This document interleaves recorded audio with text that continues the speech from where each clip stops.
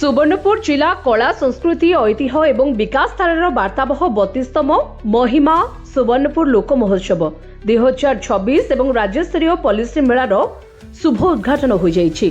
मुख्य अतिथि भाव में मान्यवर विधायक वीर महाराजपुर इंजीनियर श्रीजुक्त रघुनाथ जगदेला मुख्य अतिथि भाव जोगदे ए उत्सव को उद्घाटन करी पॉलिसी मेला सहित विभिन्न विभागर प्रदर्शनी स्टल गुड़िक उद्घाटन संगे संगे परिदर्शन करथिले।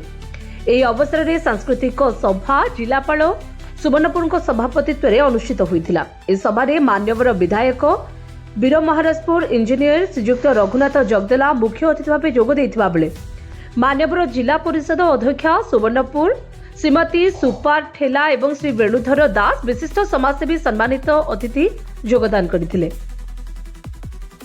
ଅତିଥିମାନେ ସୁବର୍ଣ୍ଣପୁର ଜିଲ୍ଲାର ଲୋକକଳା ଲୋକନୃତ୍ୟ ଲୋକ ସଂସ୍କୃତି ଅନନ୍ୟ ବୋଲି କହିବା ସହିତ यार संरक्षण एवं विकास करने संगे संगे प्रचार एवं प्रसार करने निहाती आवश्यक बोली कहिथिले।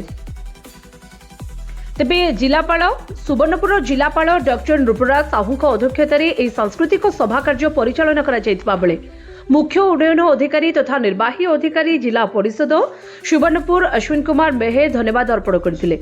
फूड कोर्ट एवं पल्लीश्री मेलार विभिन्न स्टॉल ले लोकंकर भिड़ देखिबा मिलिथिला। सुवर्णपुर आशुतोष पुजाहारी रिपोर्ट जे न्यूज।